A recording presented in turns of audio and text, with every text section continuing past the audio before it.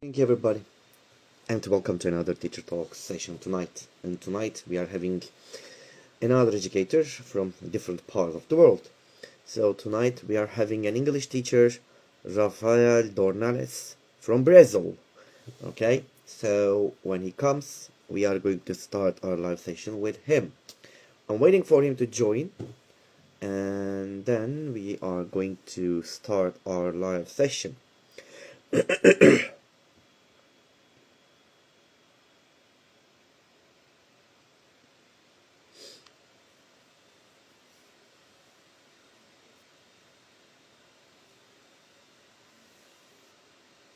Waiting for him to join.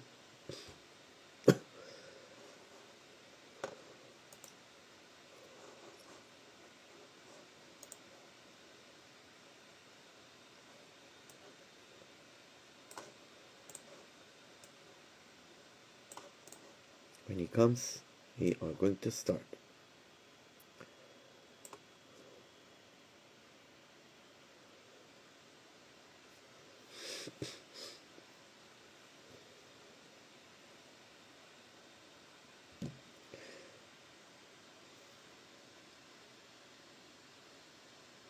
You're welcome. You're welcome. I hope it helps you.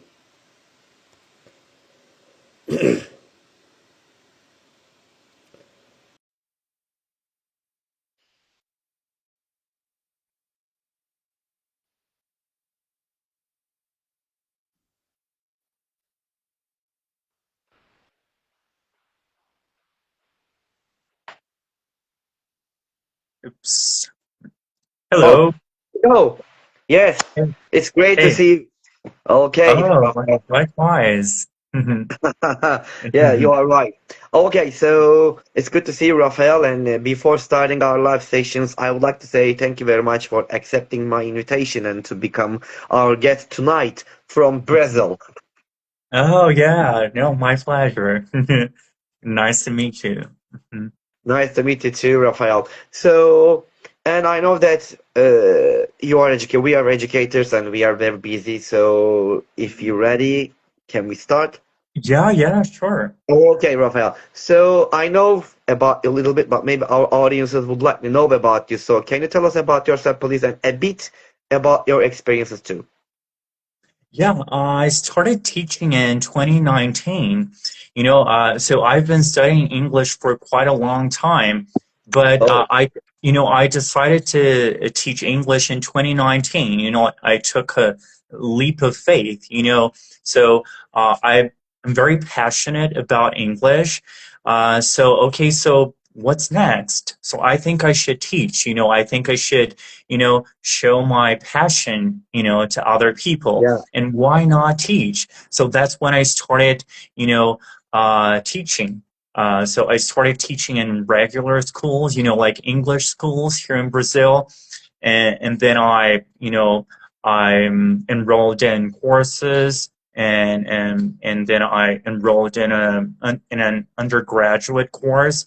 So and then ever since I started teaching, I never stopped developing myself as a professional. Uh-huh. I got it. I got it. Thank you. Thank you very much, Rafael. All right. Would you like to add anything else, or can I move to another question? Oh no, I think that's all for now. Okay, I got it. Just a moment. Yeah, Hmm. um, right now. Okay, so Rafael, uh, what was my next question is what was or were your turning point or points in your own education? My education, in regard to English. And can talk about your personal education or English. It's up to you. Yeah, yeah. So I started learning English in 2005. That's when I officially dived, that's when I officially dove into, English. And then I started learning the language and I became enamored with the language, kind of like a relationship. And then I never stopped. And, like it was all about connection, Uh-huh. connecting myself to the language and really being curious about, what was foreign to me, what was outside my immediate reality. I was striving for a connection. I really wanted to connect myself with something that was outside my immediate reality because I couldn't quite, establish rapport with the people that surrounded me, with the people that Uh-huh. were around me. So I think Yeah. it was a conduit for something deeper. About it. I see. Thank you. Thank you very much, Rafael. Okay, so and you've been teaching for a long time, but how long have you been teaching?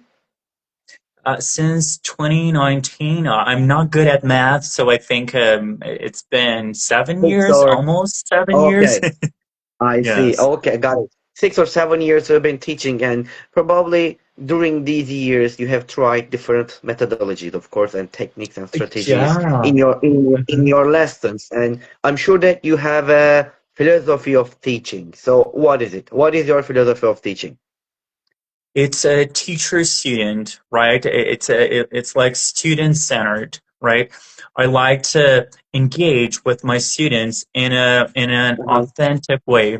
That's why I like this post method, approach to teaching because there's not a specific method that can cater to your students' needs, and that's why I like to follow this principled eclectic approach to teaching. And it's all about paying attention to my students and catering to my students' needs.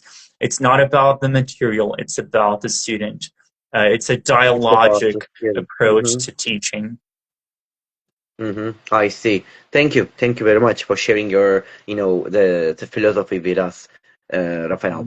Okay, so Rafael, that we are educators and we have a lot of stories in our life.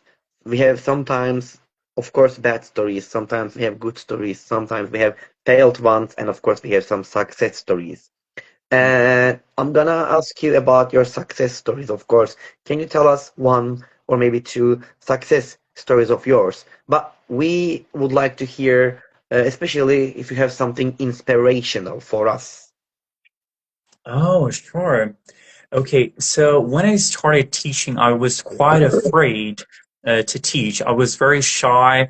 I wasn't sure of Uh-huh. what I would, encounter, you know, along the way.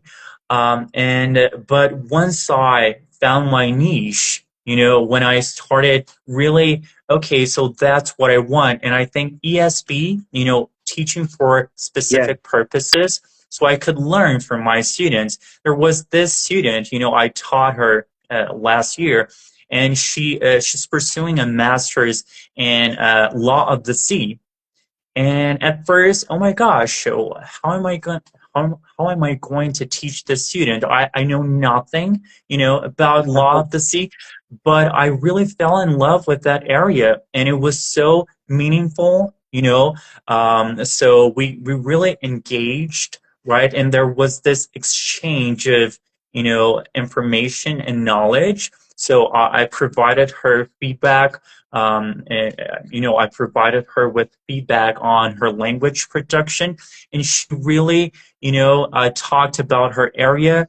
And when I had to prepare her lessons, I really, I dove into the subject matter because I was really interested in the subject. So I think that there was maybe a turning point, and that was very Yeah. inspiring. That's when I knew, okay, so I want to teach for a purpose, not just, general English, and the student doesn't know what he or she wants. So I think that was a turning point in my career. In your career, I see. I got it. All right. Thank you. Thank you very much for sharing that story with us here. Okay. So, I've been talking so far lots of teachers and educators, as you know that, and you are my 221st educator.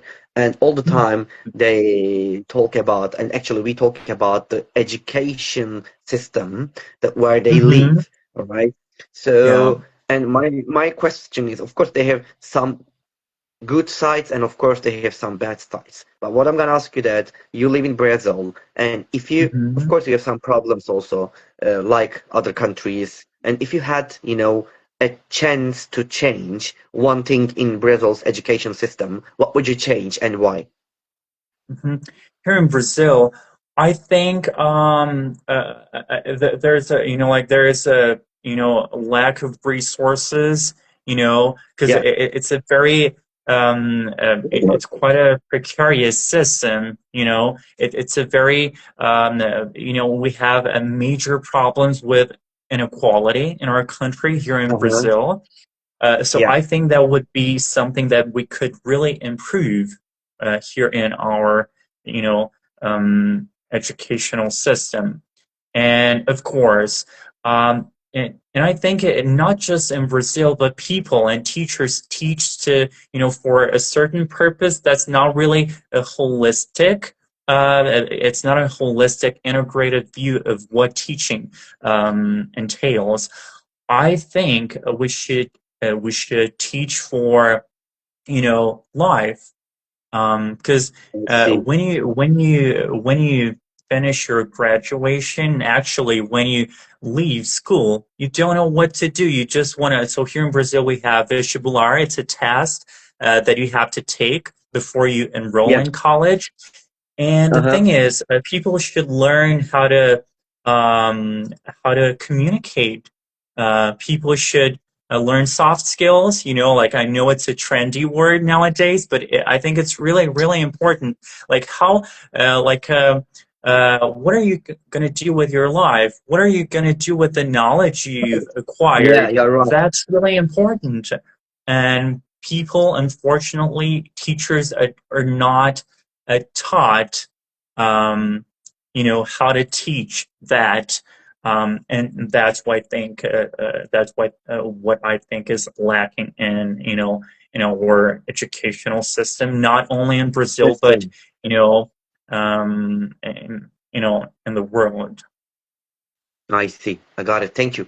Thank you very much for sharing it. Rafael, we educators, we always want to be, the successful in our classrooms and with our students. That's what we want to expect from our students and ourselves also. We always want to be successful in our classrooms. When we go into the classroom, we want to achieve our goals and we want to achieve other things into the classroom. As an experienced one, what do you think makes a teacher successful in the classroom? I think it's when you engage your students. I think that's like the top one thing you should you know strive for. Because Uh-huh. if you don't engage your students, like you're not doing your job properly. So that's the one thing I would say teachers should strive for. Strive for it. I see. That's the Hmm. thing that we need to do it. Okay. So thank you for your answer. And my next question is about again a classroom. You know that before starting this job, every teacher has their own dream classroom in their mind. When they go to the Hmm. classroom, they all have a dream. Okay, my classroom is going to be like this. My classroom is going to be like that. They just dream it, but the reality is not like that, of course. When you go into the classroom, a lot of things happening, and you Unfortunately, see different things yeah. into the classroom. Man, what Hmm. I'm gonna ask that you, if you could design a dream classroom, all right, with Hmm. unlimited resources, what would it Hmm. look like? Hmm. I think I wouldn't focus on resources per se, right? I think resources are really important because you need a classroom setting, you need technology in order for your class to work, right? In order for you to engage with your students and so you can really get your point across as a teacher. But I Uh-huh. think, again, and I'm going to highlight that, I think you should focus on your students. I think that's what a dream classroom environment is. You know, uh, don't focus on the material. I focus see. on your student, focus on establishing rapport. That's I think, and I think that the perfect classroom environment is when your students are really there, paying attention to you, and they are interested, and that's Mm, really really challenging nowadays, especially here in Brazil. So I I think that's see. my dream. I Yeah, see. I think. I got it. Okay. Thank you. Thank you very much. All right. And we're talking about we just talked about the education system and in the Brazil, but you have been teaching there for, almost 6 and 7 years in Brazil, and you have met lots of, Mhm. the students over there. But when you think about these students and the teachers, of course, that you work there, so what problems do they face with teaching English to the students there? Yeah, so here in Brazil, the main problem is being exposed to English because people Uh-huh. don't speak English here in Brazil. And it's really hard, because they rely way too much on classes only. They want to, they want to, take part in your class. They want, and they want magic to happen. But I see. that's not how our brains work, right? So they should really apply themselves to it. They should do their work outside the classroom, right? And I think that's the major challenge here in Brazil, being exposed to English in an authentic way. For instance, since I've always been very curious, about English, I've always searched for knowledge and for information, and I've always listened to my favorite singers, from abroad, right? A lot of my influences, because I love music, right? That's another part of me. They come from, foreign countries. And so I found a way to connect myself with the language in an authentic way. And so that's the challenge here, being exposed to English in an authentic way. I see. That's a problem, but I hope that to fix it. I got it. Thank you very much. All right. Rafael, and we've been. I think we've been hearing the term AI for a long time. You know that, and Hmm. now it's everywhere. It's everywhere, and it helps us everything that we do right now. So whatever we wanna do, we always ask these questions on our own. Oh, should I some help from it? Okay, so because it helps and it makes our job easy and easier, and also it to save time by the help of it. So Hmm. when you think about this in education part, educators. I'm sure that educators feel more comfortable and relaxed by the help of AI because it helps us really a lot in Hmm. lots of area. When you think about if it could take, okay, over one boring task in education to free teachers' time, which task would you give it? Preparing lessons. I think when it comes to preparing lessons, I think it's AI is really helpful. And when you personalize content, I think that's it really really helps. Like I mentioned before, I used to teach a student who was pursuing a master's degree, and it really helped me, to devise my classes, really personalize because I really like to personalize content. So I think, when it comes to preparing lessons and personalizing content, and of course, you need to have, you need to wear your critical thinking skills on your sleeve, right? So you have to bear in mind that it's really important that you analyze what AI is offering because it's really, really important. We cannot simply, okay, so let's AI do the job. No, because if you do that, AI will replace you. You have to share what you have. You have to. What can you bring to the table, right? That AI cannot. And I think it's, Mhm. this teacher-student relationship, this human connection that AI is not capable of. AI is not capable of offering this human connection that people crave, right? Because I think people crave attention and not just knowledge.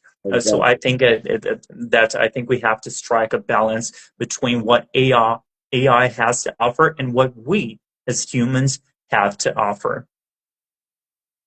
I see. I got it. Thank you. Thank you, Rafael, for your answers so far. Okay. I hope you're enjoying it so far Yeah, yeah. with my I mean, questions. I'm not very Thank you. used to All doing this, but yeah, so far so good. right. Good. Great to hear that. Thank you, Rafael. Okay. So, Rafael, and we talk about that English teacher, and we have a lot of things to do. Sometimes we cannot find the time to do other things like PD, professional development. It's not, easy for us. We try, but sometimes we can make it, but sometimes we can't. With there's lots of work to do. When you think about this, lots of work to do, is it possible to develop professionally when you have these a lot of work? Hmm. Well, it's a tall order, right? It's really difficult, right? So it's possible, right? But of course, the more time you have available, the more time you have to develop your professional skills and your expertise in the area. But of course, you can always find a way to organize your schedule, even if it's, like a 1 hour, a day, or, you can always save time for professional development. Because if you don't, you're not going to make progress as a teacher. And you need to, in order to be a reliable teacher, in order to be, Uh-huh. like someone your students look up to, you need to, keep in mind that you have to develop yourself as a professional, as a profession, right? As a professional on a continuous, continuously, and that's really, I really see. important. Mhm. I see. I got it. Thank you. Thank you very much for your answer, Rafael. Okay. So, you know, we teachers, they always, uh, want to find something that motivate us because of our job, because it's hard. But some people think that our job is very easy. Oh, come on, you're an English teacher or you're just a teacher. Your job is easy. But actually it's not. Every day when you wake up and, you need to think about something that motivates you to do this job, I think. Exactly. Mhm. So, in this term, what motivates you at your job? My passion for the language, my passion for English. I think that that's it, right? I love English, and that's what I want to, that's what I want to spread, in my teaching. I My see. love for the language, and so I want to inspire my students. I want them, um, you know, to, I want them to search for something, look for something that's, not just in their, like I mentioned previously, in their immediate realities, right? You need to look outside of yourself, right? It's really important Yeah, that you engage with the world that surrounds you and that's far from you. So my passion, that would be my motivation. I see. I got it. Okay, thank you. Thank you very much, Rafael. Okay, so, Rafael, we just talked about it before starting our jobs as a teacher. And, I talk with a lot of teachers, and every time they said me, before, the starting this job, they had always different, the jobs in their mind before, the teaching. They want to do different job. Okay, so but at the end they choose this career, and they feel that, oh, okay, being a teacher is my destiny or something like that, and they Mm-hmm. continue they Yeah. continue to do this job. Okay, so when you think about yourself, if you weren't working in education, okay, what completely different job would you try just for fun, maybe? Yeah, like I mentioned before, I love music. I really, really, love music. I used to study singing in college. Uh, you know, Nice. and I had to, sing opera, in the choir. And I loved all the, like the divas, Aretha and Mariah and all these great singers. And so they really inspire me to this day. And I always sing, I sing all the time. I wish I could sing more. I wish I could come out of my shell, right, to really show it, to the world. So that would be, like my other job. If I hadn't, if I weren't a teacher, I think I would be a singer. Yeah. That's very nice. That's very nice. Mhm. Okay, thank you for sharing with us. And Rafael, we just talk about AI, about something technological things, but for us, it's not easy to follow these technological improvements, okay? Because lots of things happening. Even if right now, we are talking here, and a lot of things Mhm.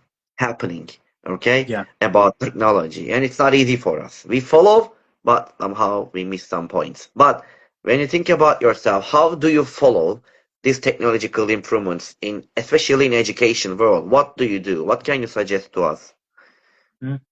I think, paying attention to to other teachers, more seasoned teachers, because they have a lot to teach us. Taking their courses, really reading books, watching videos, TED Talks, and, everything. You have to really expose yourself to content, to like different types of content. And of course, my students, they really, because sometimes I like to use, videos that talk about AI. I like to have them read texts that talk about AI and technology, so we can discuss it. This I topic, see. Okay. and I think that's what keeps me up to date when it comes to AI related and technology related topics. Topics, I see. Thank you. Thank you very much, Rafael, for sharing it. Okay, Rafael, in our life, we always want to take as an example, of course, good examples, good people, all right, or Role models, right? role models, exactly. And we want to Mhm. follow their path because we know that they have done a lot of things, or they did lots of good things, not for only himself, for the world or for the people who live in the world. They did it. So when you think about this, do you have any role models? If it is yes, who? And do you have anyone inspires you about the things that you do? Oh, yeah.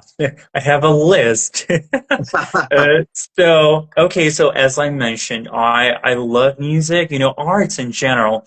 I really love, Maria Callas, like the wonderful opera singer. She was really, like, really, she has so much fiber. She was like one of the best artists that ever Oh, that's lived. good. And of course, like I like singers in general, like I mentioned, Aretha, and more contemporary singers. I don't know if you're familiar with, like I love Kelly Clarkson. She has such a great personality. She's so outgoing, she's so relatable, and music, and actors and actresses. So everything regarding arts in general, right? And of course, in my area, as a teacher, I really strive to become the best version I can be. And so I always look up to, local professionals here in Brazil, right? So, and more seasoned professionals, more seasoned teachers. So I have a lot to learn from these people because I feel like a novice teacher, like, oh my gosh, I don't know anything. So this imposter syndrome kicks in, right? So I think, like from, people from all walks of life. I see. I got it. Thank you. Thank you very much, Rafael, for these good role models that you mentioned here. All right. So, Rafael, you know, we read books and we watch movies and we go shows to watch and we there are some moments that we see, and when we see them sometimes we think that you know oh, this line is very useful, or this scene is very useful, or I don't know, and in the movie you see a part and you say that, oh, I can use it into my classroom or adapt it in my lessons or something like that. When you think about this, do you have any, the books, movies, or shows that unexpectedly, let's say, influenced the way of teaching or research, or have you ever adapted something from book them into your From lessons? book. Hmm. Yeah. I think, I like, like Scott Thornbury, he talks a lot about Yeah. dogme, he basically created, dogme and, teaching unplugged. Because I have been doing, like I had been using dogme in my classes all along, but I didn't know it was dogme. So I think, Scott, definitely. Um, and of course, movies and arts in general. And I like to take this, a diplomatic approach to teaching. Because I think diplomacy is the way to go, right? Uh-huh. In general, of course, sometimes we have to pick a fight, but in general, as a teacher, I like to be very diplomatic and very democratic, and I see. so I like to really listen to my students and you know pay attention to people who think differently. And so I don't think there's a specific movie or book or article that you know has inspired me.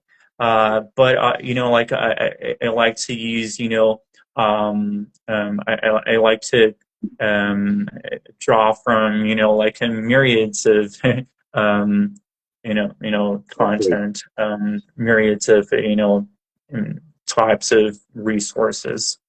I see. I got it. Thank you. Thank you very much, Rafael. Mhm. And Rafael, in our life, there are lots of moments that we face, especially when we face some difficult moments or challenging moments. Sometimes we cannot, handle them or solve them, and when we face these situations, we say on our own, and oh, I wish I could have kind of a superpower so I could easily fix it or something like that. Oh, I wish I could have this power so I could do it, I could fix it, I could handle it, something like that. All right. But when you think about this into the classroom, all right, if you could Mhm. have one superpower to use it in it, of course, in the classroom, what would it be and how would it help? By the way, I'm not, talking about being a Hulk and smash everywhere, something like that. I'm not talking about Mhm. what Yeah. kind of a superpower. Yeah, Mhm. okay. I think, I really like to, you know, um, you know, foster my students' interest. Like I really, I wish all of my students were interested in the language as I am. I wish they could really apply themselves to their studies and not and understand that okay, classes, only having classes. Okay, so this is not enough. Having classes is not enough. You need to go there. You need to be interested in the language. So you need to expose yourself to the language, and you need to be interested, and you need to have an intrinsic motivation. I, I truly believe that being intrinsically motivated to learn a language is essential. So Essential. I think that would be, if I had a superpower, I think of, okay, so please give me this power, to really, okay, so everyone's interested now. So, to have everyone become interested in English the way I am. I see. That's a nice superpower to use. Yeah, suddenly whole classroom become interested in that. Wonderful. Thank you. Mhm. Thank you very much, Rafael. Okay, Rafael, think that we finished the interview, right? And you go outside and find a lottery ticket, ends up winning $100 million. And of Mhm. course, it's a very huge amount of money. What would you do? Please be honest, okay? Tell us the truth, all right? Okay, so I would work less, of course. I would take my time. I would travel all around the world. I would visit different countries. I would expose myself to English the way I want to, the way I've always wanted to. But I think I would definitely keep on developing my expertise in the area. I wouldn't stop teaching, but I would get to choose the students I want to teach, that I want to work with. Yeah, because right. So we cannot choose everything, right? So Yeah, you're I right. don't have $100 million. So I think I would, and I would continue improving my, I would, because I really want to become more experienced in the area. So, you know. Professional development courses, and really improving my English, honing my skills in general. Because, we're lifelong learners. We never stop learning. Because, some students, they ask you, like, oh, do you still study English? And I'm like, what? Of course I do. So we never stop learning. Because I always, sometimes I feel like a fraud, and like, there's, this imposter syndrome kicks in, and I'm like, oh my gosh, I should be way better than I am. But, on the bright side, I think there's always a silver lining, because you realize that, okay, so if I'm not 100%, you know um, you know content with who I am as a professional, that means I always want to improve. And at the moment you stop, the moment you stop improving, the moment you think, okay, so I've learned enough, I think that's when you stop being a great professional. And I in see. our case, we stop being great teachers. It's wonderful. And by the way, there is a comment. If you can read it, he will share his money with us. Yeah, why not? Maybe he can give some. Yeah. Yeah. Okay. Thank you very much. Okay, Rafael, the time flies. And now I'm gonna ask you yeah, exactly, my last question and the hardest one. Okay. So, what is your motto? My motto, yeah, okay, that's a good one. So I wrote it down. So strive to become a better human being. That's Ah, my nice. motto in life. Because, like, first and foremost, we're human beings. We're not teachers. So we're humans first, and then we're teachers. So strive to become a better human being. That's a very nice motto to share with us. Thank you. Thank you, Rafael. Thank Okay. you. And I ask all my questions here, Rafael. Before ending, our live sessions, would you like to add anything else? Do you have any suggestions or advice to our audience? So keep on learning, whether it's English or Spanish or whatever language, you come across, be curious, always, search for, always be curious, never stop learning and never stop improving. as a human being, as a professional, and that's my final message. I see. Thank you. Thank you very much, Rafael. And Thank I you. also would like to say thank you very much for your suggestions, for your advice, and especially for your precious time you spent it here with us. That was really, great for us to listen to you here, Rafael. Thank you. Thank you very Thank much. you. It was my Okay. pleasure. And Rafael Dornelles was with us here tonight. And of course, here is tonight, I said, but in Brazil, it's in the afternoon. And we had a fruitful session with him. And as you know, that we are going to be here next week at the same time on the same day, every Monday at 9 p.m. Turkish time. And until the next time, wherever you are, and good morning, good afternoon, good evening, and good night. And please take care of yourself and take care of yourself, Rafael. And bye bye, everybody, and peace. Bye bye. See ya.